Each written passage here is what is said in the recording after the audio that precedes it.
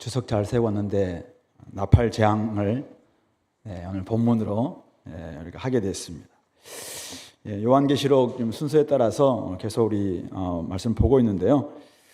잘 아시다시피 우리 4장에서 보좌에 앉으신 이를 우리가 살펴보면서 하늘에서 일어나고 있는 온 땅의 예배를 살펴봤고, 5장에서는 어린 양 되신 예수님께서 이제 그 보좌에 앉으신 하나님으로부터 일곱 인으로 봉인되어 있는 두루마리를 받는 그런 장면을 우리가 5장에 살펴봤습니다. 그리고 6장에서 이제 인을 하나하나 뗄 때 6인, 우리 원래 7인이지만 어떤 6인을 뗄 때 어떤 일이 벌어지는지 6장에서 살펴봤고, 7장에서는 그런 가운데 진노의 큰 날, 마지막 진노의 큰 날에 과연 누가 설 수 있겠는가?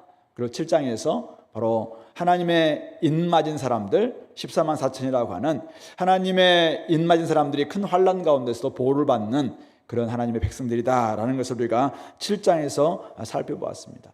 8장부터 11장까지는 7 나팔이 있는 장이죠. 그래서 우리 7인, 7 나팔, 7 이상, 7 대접 이렇게 이어지면서 마지막 이제 우리 용 마귀의 심판, 그리고 사망의 심판까지도 이어지고 21장, 22장에서 이제 새하늘과 새 땅이 이루어지는 바로 그것이 하나님이 좀 보여주고 있는, 요한에게 보여주고 있는 큰 그림인데요. 오늘 8장 말씀인데요. 7 나팔을 통해서 지금 하나님께서 어떻게 이 땅 가운데 심판을 하시는가? 최종적 심판은 아닙니다. 최종적 심판 아닌데 이 땅에서 이루어지고 있는 심판을 보여주시는가를 지금 말씀하고 있는데, 오늘 8장 7절부터 첫째 나팔을 불잖아요. 그러니까 8장 1절부터 6절까지는 나팔 재앙이 시작되면서 나팔을 불기까지 4단계로 이어지는 이 과정을 지금 좀 설명해 주고 있습니다. 그래서 첫 번째 단계는 8장 1절이죠. 첫 7인을 떼실 때 하늘이 반 시간쯤 고요한, 반 시간쯤. 물론 이게 30분이다라고 잠시 동안에 고요해집니다. 그리고는 7 천사가 7 나팔을 받는 장면이 첫 번째 단계입니다. 두 번째는 3절에 나와 있는데, 3절에 다른 천사가 제단 곁에 서서 금향로를 가지고 많은 향을 담아서 이제는 성도의 기도와 함께 금제단에 이렇게 드리는, 금제단으로 이렇게 올려주는, 그러니까 향연이 천사의 손으로부터 하나님께로 올라가는 이런 모습들이 두 번째죠. 그리고 세 번째가 5절인데, 천사가 향로를 가지고 제단에서 이제 원래 제단이 원래 성전 안에는 2개의 제단이 있었잖아요. 번제단이라고 마당에 있었던 짐승을 태워서 올려는 제단이 있었고, 그리고 지성소 바로 앞에 있었던 향을 피우는 제단이 있었는데, 어쨌든 하늘 성전에서는 제단이 지금 하나 있는데 그 제단에 불을 담아다가 천사가 땅에다가 팍 쏟는, 그러니까 아까는 두 번째 장면은 천사가 향연 이 연기와 함께 성도의 기도를 이렇게 하늘로 올려보냈다면, 하나님께 올려보냈다면, 이번에 세 번째 단계는 하나님으로부터 어쩌면은 이 우레, 음성, 번개, 지진 이런 것들을 땅에다가 쏟는 이 장면이 지금 나오고 있죠. 그리고 네 번째 단계가 이제 6절에 7 나팔을 가진 7 천사가 나팔 불기를 딱 준비하는. 그러면 이제 하나님께서 첫째 천사에게 나팔 불라 그러면은 나팔을 쫙 부는, 그래서 이제 이 나팔 재앙이 시작됩니다. 이 나팔 재앙은 8장부터 시작해서 11장까지 계속 되는데요. 우리 잘 알 수 있을까요?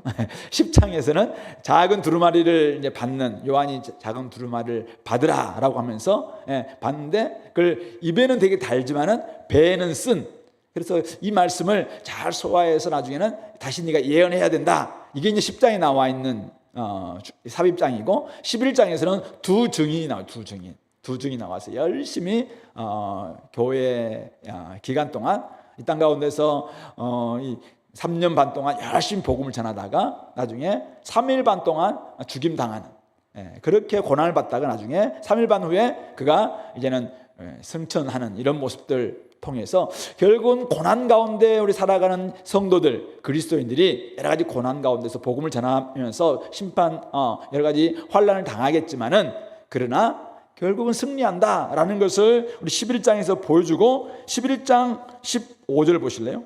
11장 15절 보시면은 일곱째 천사가 일곱째 나팔을 붑니다. 그때 이제 큰 음성이 들려서 세상 나라가 우리 주와 그의 그리스도가 나라가 되어 그가 세세토록 왕노릇한다라고 하면서 19절에 이에 하늘에 있는 하늘 성전이 열리니까 거기에서도 번개, 음성, 또 우레, 지진, 큰 우박이 있는 이런 것을 통해서 이제는 더 큰 재앙이 이제 준비되고 있다라는 것을, 나중에 이제 일곱 대접 재앙으로 이제 연결되는 이런 모습들 이제 이어지고 있습니다.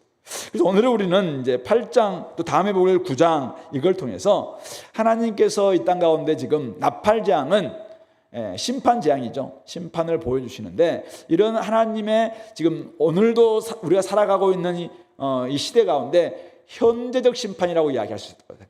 현재적 심판 가운데 나타나 있는 하나님의 성품, 그리고 하나님의 마음, 이런 걸 살펴볼 거고, 결국 마지막 때 이제 나중에 대접 재앙이 끝나고 진짜 모든 최후 심판이 있을 텐데, 그 최후 심판 있기 전에 지금 있는 예보적 심판이라 할까요? 아니면 경고적 심판, 이런 심판을 통해서 우리가 무엇을 지금 깨닫고 또 준비해야 될 것인가, 이런 것들도 한번 생각해 보겠습니다. 먼저 1절 2절에서 아까 우리 봤습니다만은, 하나님께서는 바로 지금 성도들이 언제까지 우리를 신원해 주지 않겠습니까? 막 부르짖었던 우리 일곱 인을 뗄 때, 다섯째 인을 뗐을 때 하나님의 제단 앞에서 순교당한 영혼들이 언제까지 우리 원수를 갚아주기까지 언제까지 이렇게 싫을 겁니까? 막 이렇게 이야기했을 때 하나님께서 뭐라고 대답했습니까? 6장 11절에 흰 두루마기를 주시며 이르시되 아직 잠시 동안 쉬라. 그들의 동무종들과 형제들도 자기처럼 죽임을 당하여 그 수가 차기까지 하라, 이렇게 이야기를 합니다. 그래서 어쨌든 하나님께서는 고난 가운데 부르짖는 성도들의 기도에 어떻게 반응하시는가? 잠시 동안 쉬라라고 이야기합니다. 그리고 지금도 이 땅 가운데서 열심히 하나님께 간구하고 있는 성도의 기도에 하나님은 어떻게 반응하시는가? 오늘 8장 1절, 일곱째 인을 떼면서 이제 일곱째 나팔 재앙이 시작돼야 되는데, 나팔 재앙이 시작되기 전에 하늘이 반 시간쯤 고요했다라고 이야기하고 있습니다. 하늘이 반 시간쯤 고요한 이런 시간, 침묵의 시간이죠.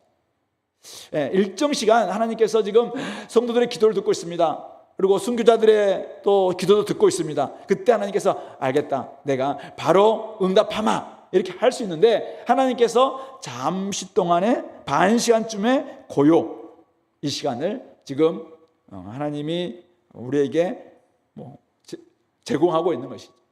잠시 동안, 어쩌면 하나님께서는 아무런 반응도 하지 않는 그런 시간처럼 반 시간쯤의 고요, 세상에서 고난받는 종들이 하나님 앞에 간구합니다. 하나님, 언제까지 우리가 이렇게 살아야 됩니까? 언제까지 저렇게 불의한 자들이 떵떵거리도록 우리가 살아내겠습니까? 언제까지 우리가 참아야 되겠습니까? 막 때를 쓰는 아이처럼 엄마 밥 달라고 막 외칠 때, 엄마가 잠시 동안 애한테 뭘 주지?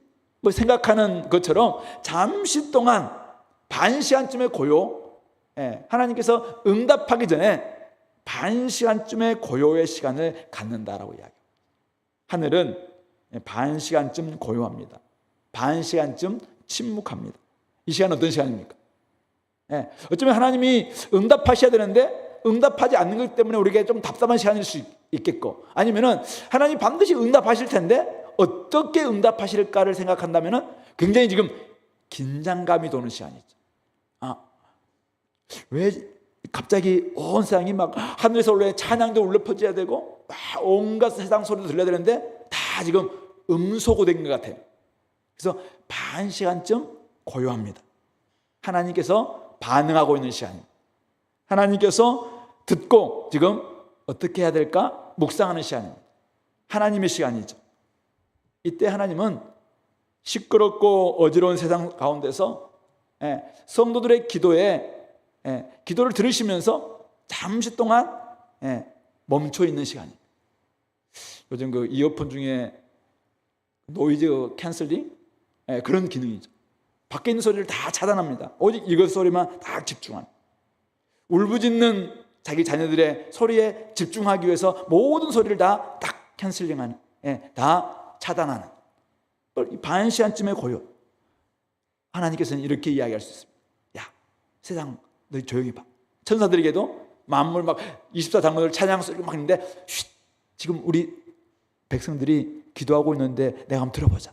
야, 어떻게 할까? 잠시 조금만 조용히 줄래? 지금 이런 시간이에요. 이 반시간쯤의 고요는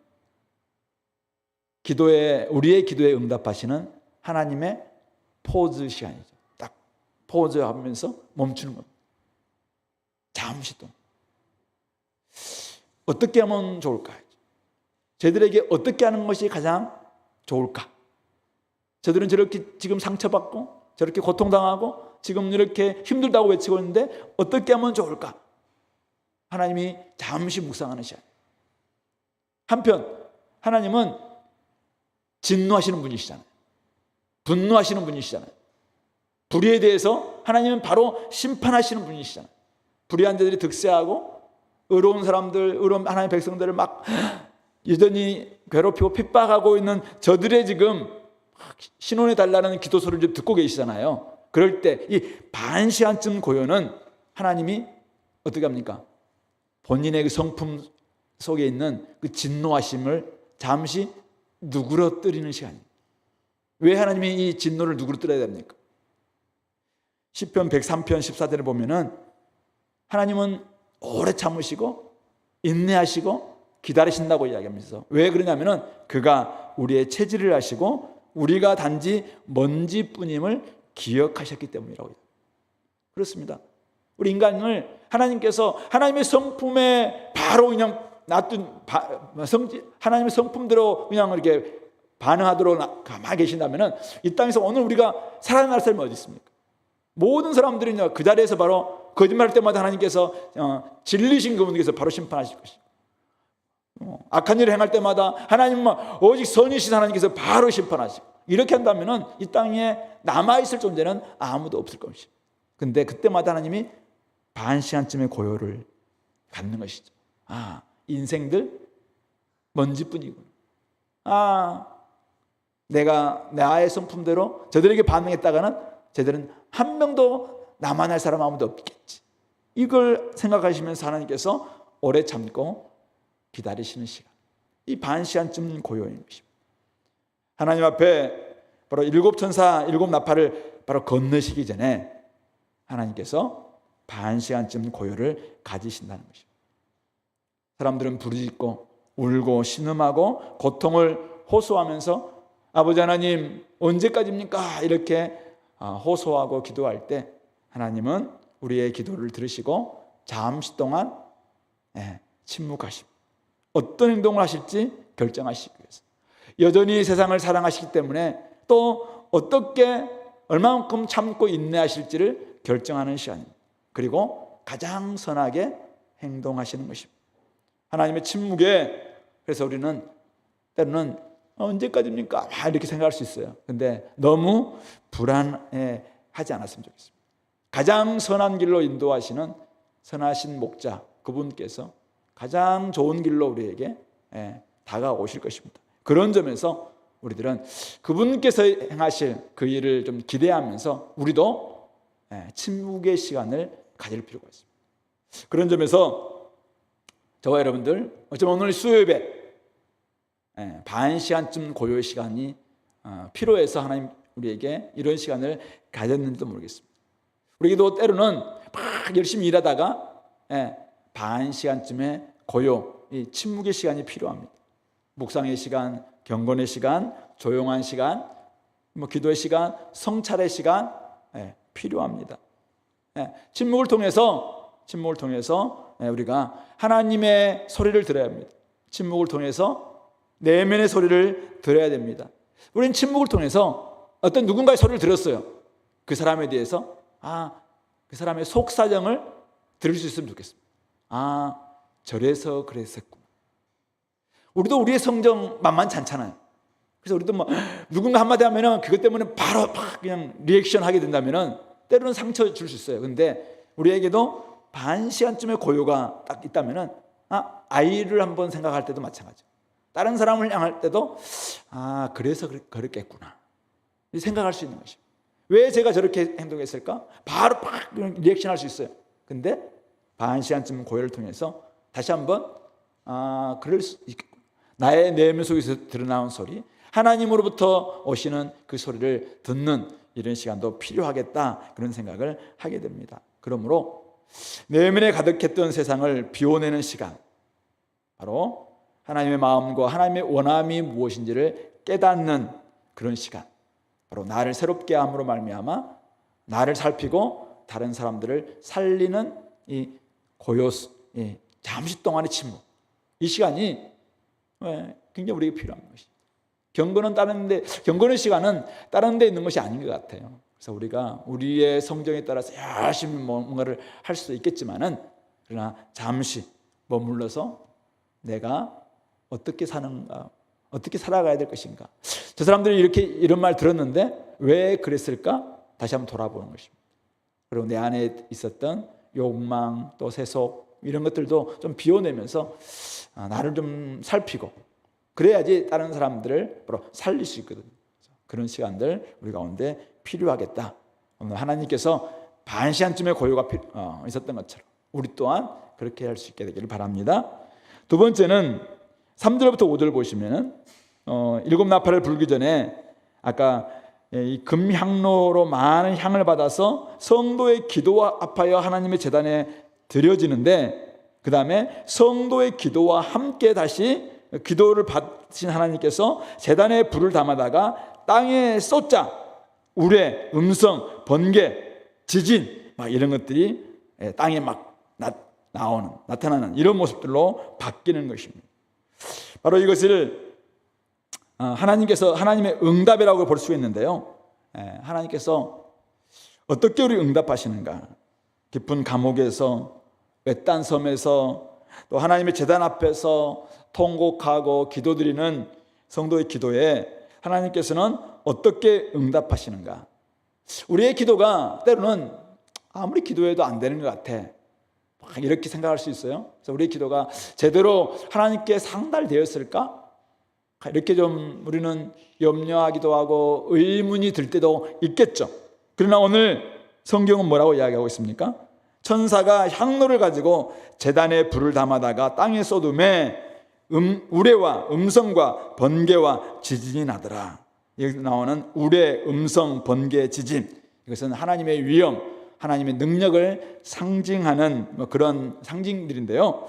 하늘 성전이 열리는 곳, 나중에 여러분들 한번 찾아보실래요? 4장 5절 오늘 나왔더니 8장 5절, 그다음에 11장 19절, 16장 18절, 하늘의 성전이 딱 열릴 때마다 이런 막 우레, 또 음성, 번개, 지진, 이런 것들이 막 그곳에 있거든요. 그러니까 하나님이 계신 그곳에는 하나님의 지금 성품을 상징하고 있는, 그러니까 하나님의 성품을 다양하게 우리 설명할 수 있어요. 근데 이런 우레, 또 음성, 번개, 지진, 이런 상징물을 딱 쓰므로 말하면 하나님께서, 우리가 상상하면 우레가 어떤 소리입니까? 천둥소리 아니겠습니까?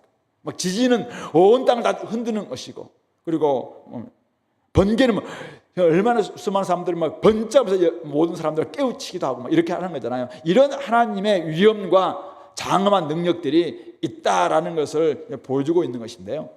하나님의 성도들이 기도할 때, 우리 성도의 기도는 때로는 읊조리는 기도일 수 있겠죠. 신음의 기도일 수도 있겠죠. 아니면 뭐 작은 음성의 기도일 수도 있겠죠. 근데 이런 기도가 하나님께 이렇게 다 연기처럼 올라갑니다. 올라가면은 하나님은 거기에 하늘 제단에 있는 불, 그리고 하나님의 제단에 있는 하나님의 성품의 능력, 위엄, 이런 걸 다 섞어서 도리어 이 땅 가운데로 반응해 주신다. 이 그림을 우리에게 보여주고 있는 것이죠. 우리는 어쩌면은 미약한 가운데서 신음하는 소리로, 또는 뭐 작은 소리를 읊조리는 가운데 기도를 올려드리지만은, 하나님의 응답은 거기에 하늘의 불을 담아서, 하나님의 능력을 담아서, 하나님의 위엄을 담아서 이 땅 가운데 보여주신다. 그래서 우리 유진 피터스는 현실을 새롭게 하는 영성이라는 그 요한계시록을 쓴 책에서 이것을 역전된 뇌성, 더 리버스드 썬더 이렇게 이야기하고 있더라고요. 그러니까 하나님께서 막 우리는 작은 소리를 이렇게 올렸는데 하나님께서 막 그냥 역전해서 이렇게 되돌려 주시는데 그것이 뇌성 소리로, 우레 소리로 되돌려 주신다, 그렇게 말씀하고 있는 것입니다. 오늘 우리에게 뭘 가르치고 있습니까? 기도하라는 것이죠. 우리가 어떤 상황 속에서도 기도한다면은 하나님은 하나님의 능력을 담아서, 하나님의 위엄을 담아서 지축을 뒤흔드는 우레 소리로, 지진으로 응답하신다, 그렇게 말씀하고 있는 것입니다. 우리는 때로는 주님만이 아십니다. 주님만이 나의 도움이십니다. 세상 어디에도 나의 도울 사람은 없습니다. 아무리 둘러봐도 나와 나의 마음을 아는 사람은 없습니다. 이렇게 하나님 앞에서 막 엎조리고 막 이렇게 기도할 때, 그 신음소리로 때로는 주여 하면서 이렇게 엎조릴 때, 그 하나님은 그 소리에 외면하실까요? 아니라는 것입니다. 그것이 향연이 되어서 올라가게 되면 나중에 하나님께서 어떻게 응답하시는가? 뇌성과 같은 큰 소리로 하나님의 능력을 담아서, 위엄을 담아서 응답하신다라고 이야기하고 있는 것입니다. 그러므로 오늘 여러분들 다 피곤한 가운데서 많은 사람들은 나오지 않았지만은 또 여러분들은 피곤한 가운데서 이곳에 나와서 기도할 때 피곤하기 때문에 좋을 수도 있어요. 그러나 하나님 앞에 기도하는 겁니다. 하나님 아시죠?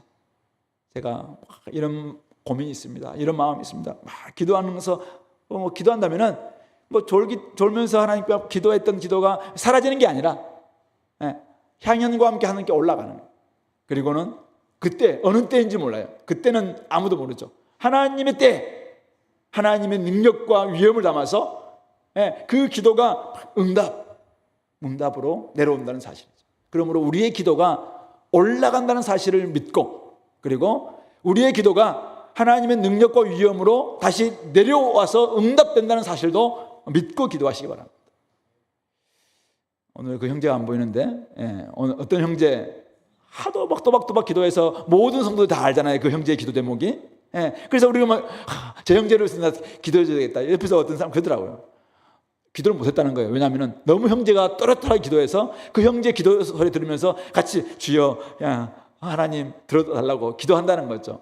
그럴 때면 하나님이 다 들으시고, 옆 사람이 들었는데 하나님 안 듣겠습니까? 그러니까 그 기도도 올라가는 거예요. 올라가서. 그래서 때가 되면은 언젠가는 하나님이 역사하시겠죠. 그러니까 막 고통하면서 부르짖으면서 하나님 뭐가 없습니다 막 기도했다면 하나님이 들어주실 거 아니겠습니까? 자, 그런데 나는 아무도 몰래 내 고민이 뭔지, 내 근심이 뭔지, 내 기도 제목이 뭔지 아무도 몰라. 왜냐하면 나는 항상 기도할 때마다 소리는 날까 말까 하는 목소리로 막 기도하잖아. 특히 우리 교회 대부분 한 9할 정도는 그렇게 기도하잖아요. 무슨 기도 제목이 몰라요. 근데 읊조리면서 기도하는 거잖아요. 옆 사람도 바로 옆에 있는 사람 혹시 들을까 싶어서 더 작은 소리로 기도하잖아요. 근데 그 기도는 옆 사람은 몰라요.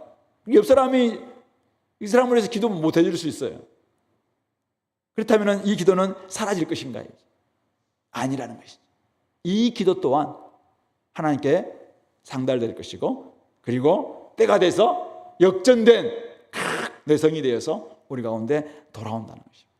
아무도 몰라주는 이런 홀로 독방에서, 기도의 골방에서, 자기의 혼자만의 시간 속에서 조용히 들었던 그 기도 하나님께서 탁 들어서 나중에 하늘의 제단에 불을 담아서 이 땅에 탁 내려주신다는 사실. 그러므로 오늘 기도해야 되는 것입니다. 요즘 우리 교회 중보기도가 얼마나 많습니까? 우리 목회 협력위원들 보고 함께 기도하자고 한 번씩 올리는데 기도하고 있겠죠. 사실 오늘 같은 날은 다 와야 되는데 조금 안 보이네. 기대했던 것보다는 좀 적게 왔어요. 제가 보기에는 어딘가를 좀 기도하고 있다 생각해요. 저는 오늘 다 올 줄 알았거든요. 집사들은 다 오겠다. 그래서 함께 기도하자 했는데 어디 있는지 모르겠어요. 이번 주 금요일 날 기대하겠습니다. 네, 어쨌든 함께 와서 교회 기도 제목이 얼마나 많아요. 함께 기도해야죠. 기도하면서 그럴 때 하나님이 다 들어주시고 이 땅 가운데서 응답해 주실 것입니다. 역전된 우레로, 역전된 지진으로, 역전된 번개로 이 땅에 응답하실 것입니다. 그런 점에서 기도하시기 바랍니다. 큰 소리로 기도하시든지 작은 소리로 기도하시든지 신음소리로 기도하시든지 울부짖으며 기도하시든지 아니면은 하나님과 대화식으로 기도하시든지 어쨌든 기도하시기 바랍니다. 성도의 기도 반드시 응답된다라는 사실을 믿고 오늘도 기도로 나아갈 수 있게 되기를 간절히 소망합니다. 마지막 한 가지는 7절부터 13절 하나님께서는 우리와 세상을 깨우는 경종, 알람 소리로 이 나팔을 사용하고 계시다라는 것입니다. 오늘 7 나팔을 가진 7 천사가 나팔 불을 준비하는데요. 자, 첫째 나팔을 붑니다. 첫째 천사가 나팔을 빵! 원래 이 구약에서는 이제 뿔나팔이거든요. 짐승의 뿔로 만든 나팔인데 또 민수기에서는 은나팔이 있어요. 은나팔. 어쨌든 그 나팔이 있어요. 그래서 기념을 위해서 나팔을 불기도 하고 또 군사 소집, 성회로 모이라고 또 나팔을 불기도 하고 또 적의 침략을 막 좀 경고하기 위해서 또 뭐 경보를 위해서 공습 경보 이렇게 하는 것처럼 그것을 위해서 당시 나팔을 부르는데요. 오늘 이 나팔은 어떤 나팔 소리인가 한번 들어보세요. 믿지 않는 사람들에게서는 믿지 않는 사람들을 향해서는 지금 너희들이 지금 그동안 이렇게 살아왔지 하나님의 심판이다라고 하는 경보로 공습 경보라는 경보로 나팔을 아마 사용하시는 것 같고요. 그리고 하나님 편에 서 있는 우리 성도들 신자들에게는 여전히 깨어있으라 지금 경종으로 알람 소리로 우리를 이 나팔을 들려주고 있는 것이죠. 자, 첫째 천사가 나팔을 붑니다. 그러자 피 섞인 우박과 불이 땅에 쏟아집니다. 우리 잘 알다시피 이제 7 나팔 재앙 또 7 대접 지방에서 땅, 바다, 강, 해달별 이거 아시죠? 그래서 우리 7 인에서는 4분의 1, 25% 정도가 타격을 입고 그다음에 7 나팔에서는 3분의 1, 33점 몇 프로, 3분의 1 정도가 타격을 입고 나중에 저기 7 대접에서는 거의 다 죽고 이렇게 되는 거잖아요. 그래서 더 갈수록 심화된다라는 걸 이제 보여주는데, 자, 첫째 나팔을 보니까 피 섞인 우박과 불이 땅에 쏟아집니다. 그래서 땅에 있는 수목들 또 각종 푸른 풀들 다 3분의 1이 다 타버리는 것이죠. 이것은 출애굽기에 나와 있는 우박 재앙과 비슷한 성격이다라고 이렇게 해석할 수 있을 것 같아요. 둘째 천사가 나팔을 붑니다. 불 붙는 큰 산과 같은 것이 바다에 던져집니다. 바다에 있는 3분의 1이 피가 되고 바다 생물, 또 바다에 있었던 배들, 해상 무역에 있었던 배들까지도 다 깨지는 것이죠. 그래서 이 바다가 엄청나게 피로 바뀌는 우리 나일 강물이 이제 피로 바뀌었던 그 재앙, 그 비슷한 재앙들. 근데 여기서는 어쨌든 바다 생물과 해상 교역에 문제가 생기는 이런 일들이 이제 벌어진다는 것이죠. 셋째 나팔을 보니까 10절 보니까 횃불같이 타는 큰 별이 하늘에서 떨어집니다. 그래서 이것이 강, 또 여러 물샘에 떨어지죠. 이 별 이름은 쓴 쑥. 중요한 것은 쑥이 아니라 쓰다는 거예요. 쓰다는. 그래서 물을 다 쓰게 만드는 것이죠. 우리 출애굽기에서는 마라의 쓴물을 모세가 이제 단물로 바꿨잖아요. 근데 반대 현상이에요. 우리는 원래는 물이 괜찮았는데 이제는 물이 다 씀으로 말미암아 물을 마시지 못하게 되는, 그래서 물로 말미암아 3분의 1까지 타격을 받는 이런 일들이 벌어지는 것입니다. 그래서 강물도 다 오염되어서 이제는 쓴물로 바뀌는 이런 재앙이 이제 벌어지는 것입니다. 넷째 천사가 나팔을 붑니다. 해 3분의 1, 달 3분의 1, 별들의 3분의 1이 타격을 받아서 3분의 1가량이 어두워지는, 그리고 낮 3분의 1도 비춤이 없고 밤도 그러하는 이런 모습들, 아마 출애굽기에 나와 있는 흑암재앙과 같은 이런 재앙들이 벌어지는 것입니다. 이런 것들이 결국은 우리 첫째 나팔, 둘째 나팔, 셋째 나팔, 넷째 나팔, 땅, 바다, 강, 해달, 별 3분의 1이 타격을 입었다. 왜 이리 타격을 입습니까? 결국은 인간이 저지른 죄악을 하나님께서 심판하시겠다, 아니면 심판하고 계신다는 경보이자 지금 경고죠, 경고.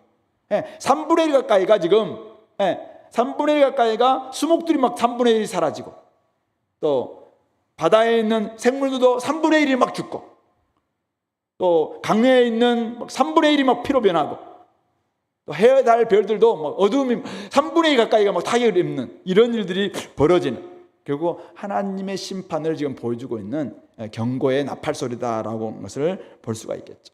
그래서 우리가 이제 7 나팔 재앙과 7 대접 재앙에서 이것을 그동안 우리는 이제 어떻게 이것을 해석할 것인가, 그러니까 이 도대체 뭘 의미하는 것인가, 무엇을 상징하는 것인가, 이 부분들 굉장히 많이 집중했죠.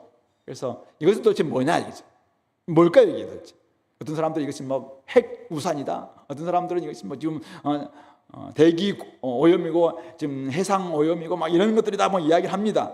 뭐 그렇게 해석할 수 있어요. 근데 물론 이것은 이제 우리가 요한계시로 해석할 때 4가지의 관점이 있어요. 역사주의적 관점. 역사주의란 말은 교회사, 그러니까 1세기부터 오늘날까지 여러 가지 교회사 속에서 이것이 하나하나 이제 이루어졌다. 이것을 이제 역사주의적 해석이라고 이야기하고, 과거주의적 해석이 있어요. 과거주의적 해석은 1세기 때 로마 시대 때 이것이 다 이루어졌다라고 보는 해석. 이 6장부터 20장까지가. 그리고 미래주의적 해석. 이것은 마지막 때 주님이 재림하기 전 마지막 때 이것은 이루어진다라고 보는 미래주의적 해석이 있고, 그다음에 이제 상징주의적 또는 이상주의적 해석은 이것은 그냥 어떤 시대를 가리키는 게 아니라 이것은 예수님이 오셨던 초림부터 예수님의 재림 때까지 이 말세 기간 동안에 이루어지는 어떤 하나님께서 일하시는 것을 상징적으로 이야기하는 것이다라는 상징주의적 해석이 있습니다. 그래서 이거는 어떤 관점으로 해석하냐에 따라서 다 달라요.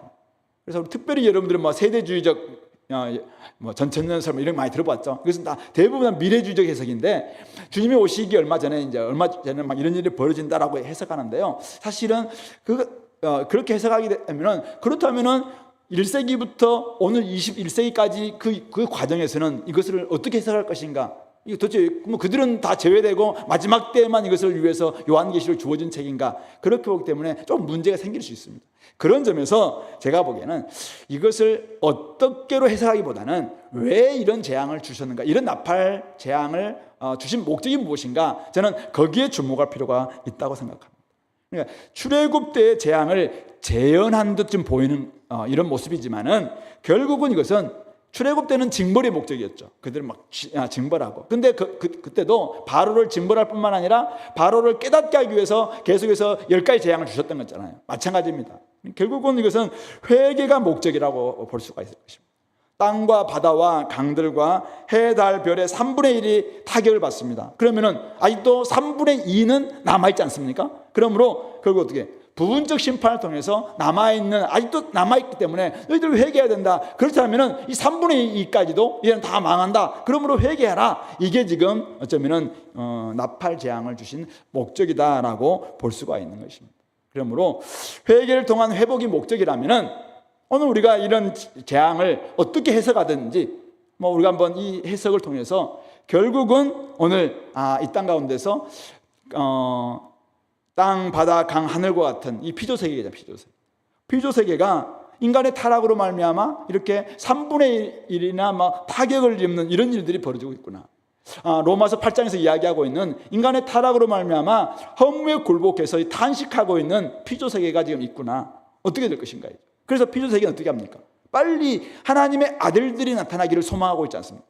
하나님의 아들들이 제대로 좀 회복되어서, 하나님 나라로 제대로 회복되어서 이들이 제대로 살았다면 우리도 온전한 회복이 일어난다라는 것을 소망하는 피조세계도 막 간절하게 하나님의 아들들, 하나님의 딸들이 제대로 좀 살기를 간절히 원하고 있는 거잖아요. 그런 점에서 하나님의 사람인 저와 여러분들은 이런 세상 가운데 이런 일들이 벌어지는 것을 통해서 우리의 삶을 한번 돌아보는 것입니다. 내가 지금 하나님의 뜻대로 살지 못하고 있는 것은 무엇인가? 이걸 통해서 지금 내가 하나님의 뜻대로 살지 못하기 때문에 지금 어쩌면은 땅, 바다, 강, 이런 하늘과 같은 피조세계까지 타격을 입게 되고, 그로 말미암아 많은 사람들에게까지 영향을 지금 받고 있는 것이 아닌가. 그렇다면 나의 삶에 좀 문제가 있는 것은 아닐까. 삶의 방향을 이렇게 돌이키는, 그래야지 이 피조세계 회복도 가능하고 결국 나의 온전한 회복도 가능하다. 이렇게 한번 돌아보는 것입니다. 또는 이제 우리가 파수꾼이라면은 오늘 하나님의 이런 메시지를 경고의 나팔을 불어야 되죠. 우리를 깨우는 거잖아, 하나님께서. 야, 이런 일들이 벌어지기 때문에 너희들 깨어나야 된다. 언제까지 잠들어 있으면 안 된다. 너희들 깨어나야 된다. 그래서 지금 세상 가운데서 저들로 하여금 죄를 짓고 살아가면 앞으로 이런 일들은 계속 일어날 수밖에 없다라는 것을 빨리 알려라. 너희들이 지금 파수꾼 아니냐. 교회 너희들 파수꾼이다. 그러므로 너희들이 일어나서 하나님의 뜻과 하나님의 메시지를 전해야 된다. 여들이 여전히 타락하고 여전히 죄악 가운데 살아간다면 이들 가운데 3분의 1이 망했던 재앙은 나중에 전체가 다 멸망하는 마지막 재앙으로 갈 수 있기 때문에 빨리 지금 깨어나도록 만들어준다. 우리가 파수꾼의 역할들을 감당할 수 있도록 하나님이 우리를 지금 깨우는 이런 역할들을 감당하는 것이죠. 예를 들어서 하나님이 각 시대마다 이런 재앙을 이제 부분적 재앙을 통해서 부분적 심판을 통해서 우리를 깨우는 역할을 했는데요. AD 70년 어떤 일이 벌어졌습니까? 예루살렘 성전이 멸망했습니다. 근데 예수님께서 사실은 예루살렘 성전을 통해서 무화과나무 저주를 통해서 너희들이 기도한다면은 이 산더러 저 바다에 던져지라 하면은 그렇게 될 것이라고 이야기했어요. 그 시온산, 성도에 있는 그 시온산이 멸망할 것에 대한 그런 예고를 하셨거든요. 근데 AD 70년에 그 일들이 벌어졌습니다. 실질적으로 이런 일이 벌어졌잖아요. 그 AD 70년에 이 예루살렘 성전이 멸망했을 때 사실은 우리 기독교인들이 제대로 깨어 있었다면은 진짜 하나님 말씀 이렇게 하나님의 성전까지도 이렇게 멸망시키는 거구나. 그러므로 말하면 우리가 제대로 깨어 있어야 된다. 어쩌면 산이 바다에 던져지는 것 같은 이런 일들이 진짜 일어날 수 있구나. 우리 깨어 있어야 된다. 하나님 말씀대로 살아야 된다. 오직 하나님의 성전 안으로 들어와야 된다. 이렇게 우리가 막 사람들을 깨우는 역할을 하지 않았겠습니까? AD 79년에 폼페이 도시가 멸망했습니다. AD 79년에 그때 베수비오 화산 폭발로 말미암아 폼페이 도시가 완전히 이제는 멸망했는데요. 그걸 통해서 바다에 엄청난 이 화산 폭발이 일어남으로 말미암아 아까 이 불붙은 산이 지금 바다에 던져지는 것 같은 이런 모습들이 좀 등장하게 된 것이죠. AD 79년에 이런 재앙을 보면서 이 요한계시록 이 말씀을 물론 이제 AD 79년에 요한계시록 있는 것은 아니었어요. 그런데 이런 일들이 실제로 본 사람들이 이것을 기록했다면은 이런 일들이 앞으로 벌어질 때마다 하나님이 이것을 우리에게 경고로 우리에게 주고 계시구나. 이렇게 우리가 해석하면서 다른 사람들을 깨우지 않았겠습니까? 올해 우리 추석 어떤 사람들은 너무 더우니까 추석이 아니라 뭐 하석이다. 여름 하자를 써서 이제 하석이다 뭐 이렇게 했잖아요. 그러니까 갈수록 올해가 가장 뭐 시원할 것이다 뭐 이렇게까지 이야기하고 있는 이게 좀 너무 좀 비정상적이잖아요. 근데 이런 경고를 오늘 이 말씀을 통해서 본다면은 지금 하늘의 3분의 1이 지금 타격을 입는 것 같은 이런 지금 경고를 우리에게 주고 계시는 거잖아요. 그렇다면은 이런 경고를 통해서 우리가 깨어나야 되죠. 지금 우리 인간의 죄로 말미암아 온갖 지금 피조세계가 이렇게 지금 몸살을 앓고 있구나. 그렇다면 우리가 깨어나서 자연을 뭐 보호하고 우리가 좀 이걸 좀 줄이고 많은 부분들 좀 오염도 줄이고 막 이렇게 하는 쪽으로 바뀐다면 이게 좀 나아지겠지만은 만약 그렇지 않고 여전히 죄 짓고 여전히 자기 욕망대로 살아가고 세상 욕심 똑같이 살아간다면은 결국 이런 일들은 함께 망할 수밖에 없게 된다는 것이죠. 그런 점에서 이 말씀을 하나님의 경고 그리고 하나님의 경보로 알고 우리 자신도 깨어나고 다른 사람들을 깨우는 역할들을 감당해야 된다 했죠. 그런 점에서 이 하나님의 경고 소리 그리고 하나님의 이 공습 경보 이 경보를 만약 듣고 우리가 바꾸지 않는다면 우리는 함께 망하는 것이죠. 그래서 이것은 바꾸든지 함께 죽든지 지금 이 메시지입니다. 그러니까 너희들이 삶을 바꿀래 아니면 더 큰 재앙에 함께 그냥 재앙을 맞을래 이 둘 중에 하나라는 것입니다. 물론 이제 우리 그리스도인들은 이 땅 가운데 어떤 일이 벌어져도 나중에 안전하다라는 것을 주님께서 말씀해 주시는 거죠. 그러나 세상은 우리 가족들은 우리 이웃들은 사실 이런 삶을 계속 살아간다면은 그게 무엇으로 해석하든지 간에 마찬가지예요. 이것은 만약 우리 삶을 바꾸지 않는다면 하나님께 돌아오지 않는다면 그래서 우리 삶을 진짜 하나님이 원하시는 삶의 방식으로 바꾸지 않는다면 하나님은 더 큰 재앙을 준비하고 있다. 잘못 살고 있다는 경고를 받고 있다면 반드시 그것은 회개하고 삶을 바꿔야 된다. 그렇게 이야기하고 있는 것이죠. 그러면서 13절에 이 공중에 날아가는 독수리가 큰 소리로 땅에 사는 자들에게 화가 있으리라 이렇게 외치고 있는 것이죠. 그러면서 이렇게 외치는 것은 새 천사들이 불어야 될 나팔 소리가 남아있기 때문이다. 그렇게 이야기합니다. 앞에서 보았던 땅바다 강 해달별 3분의 1이 타격을 받는 것이 간접적인 심판이라면은, 그러니까 이거는 자연을 통한 심판이라면은, 만약 5째 나팔 황충제약, 6째 나팔, 그 다음에 2억의 마병대가 와서 이제 사람들 막 죽이는 이 재앙은 직접 고통을 가는, 사람에게 고통을 가는 죽음의 심판이거든요. 이런 재앙은 훨씬 더 심한 타격이고, 이제는 인간의 몸에, 그리고 이제 죽음 생명까지도 앗아가는 이런 재앙들이 이제 준비되고 있는 것이죠. 그러므로 오늘 누구에게 이런 독수리가 외치고 있냐면은 땅에 사는 자들, 우리 요한계시록 땅에 사는 사람들은 땅에 살고 있는 우리 모든 사람들을 가리키는 것이 아니라고 지난 시간에 이야기했어요. 땅에 사는 사람들은 우리 6장 10절에 나와 있는 것처럼 여전히 하나님의 성도들을 괴롭히고 핍박하는 사람들, 그리고 나중에 11장 가면은 두 증인들을 복음 전한다는 이유 때문에 막 조롱하면서, 또 죽었을 때 서로 막 선물 주고받고 하는 사람들이 땅에 사는 사람들, 우리 요한계시록은 땅에 사는 사람들을 곳곳에 이렇게 배치하고 있어요.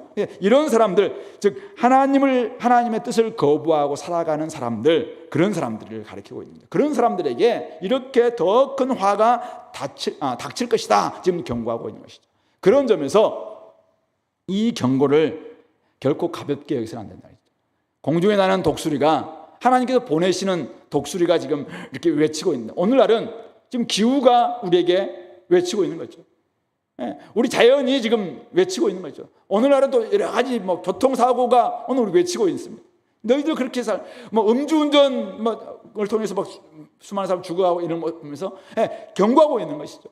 다양한 하나님의 경고가 있습니다. 그런데 이런 경고를 만약 그것을 가볍게 여긴다면 앞으로 우리의 삶은 더욱더 황충재앙과 같은 인간의 고통, 죽지 못하는 고통을 당할 수밖에 없을 것이고, 그리고 나중에 진짜 목숨을 앗아가는 이런 죽음의 재앙도 찾아오게 될 것입니다.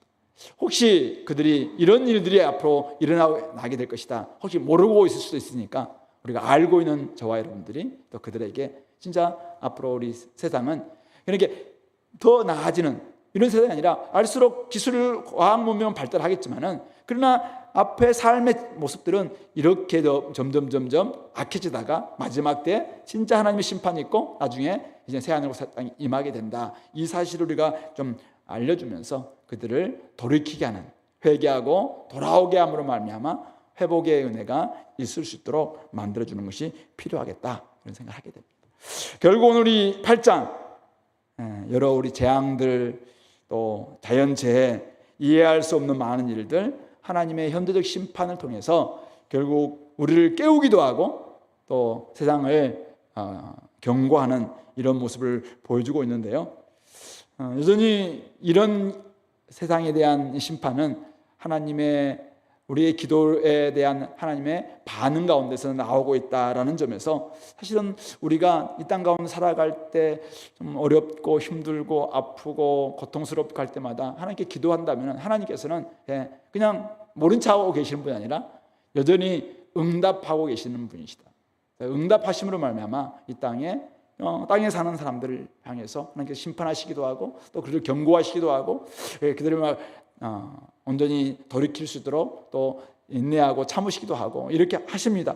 어쨌든 간에 중요한 것은 하나님의 성품이 이런 성품을 가지고 있다라는 사실을 우리가 제대로 알고 있다면, 우리는 이미 하나님 안에 들어와 있지만은 하나님 안에 들어와 있는 우리는 어떤가, 세상과 똑같이 살고 있는 것은 혹시 없는가 한번 돌아봤으면 좋겠고, 우리도 혹시 세상에 그냥 그들과 함께 손 맞잡고 여전히 하나님의 뜻대로 사는 것이 아니라 하나님의 뜻을 반하고 살아가고 있는 이런 모습이 있다면 우리 자신을 먼저 한번 돌이켰으면 좋겠고, 빨리 좀 제자리에 돌아와서 하나님께 속한 백성답게 그렇게 살아가는 것, 그것이 결국 우리가 살 길이고 또 다른 사람들을 살리는 길이다. 하나님의 심판은 반드시 지금도 진행되고 있고 앞으로 더 큰 심판은 오고 있습니다. 그런 점에서 이미 예보된 심판이고 예고된 심판입니다. 이미 경보는 울렸습니다. 다양한 방식으로 경보를 울리고 있습니다. 그런 점에서 우리가 그 경고를 듣고 우리도 좀 바뀌고 또 세상도 바꾸는 그 일에 우리가 함께 나설 수 있는 우리 공동체 될 수 있기를 간절히 소망합니다. 같이 기도할까요? 말씀을 좀 생각하시면서 하나님 아버지, 하나님께서는 우리의 기도에 응답하시고 또 우리의 좀 가냘픈 또 읊조리는 신음하는 기도 가운데도 하나님께서 응답하시는데 그 응답 우리 가운데 기대하면서 날마다 기도하는 제들 되게 달라고, 그리고 현재적 심판 가운데 하나님의 성품들, 하나님의 마음을 제대로 깨닫고 우리가 온전히 또 하나님의 메신저로 살아가게 되달라고, 파수꾼으로서 세상을 깨우는 역할들 저희들 감당할 수 있게 해달라고 같이 한번 기도하겠습니다.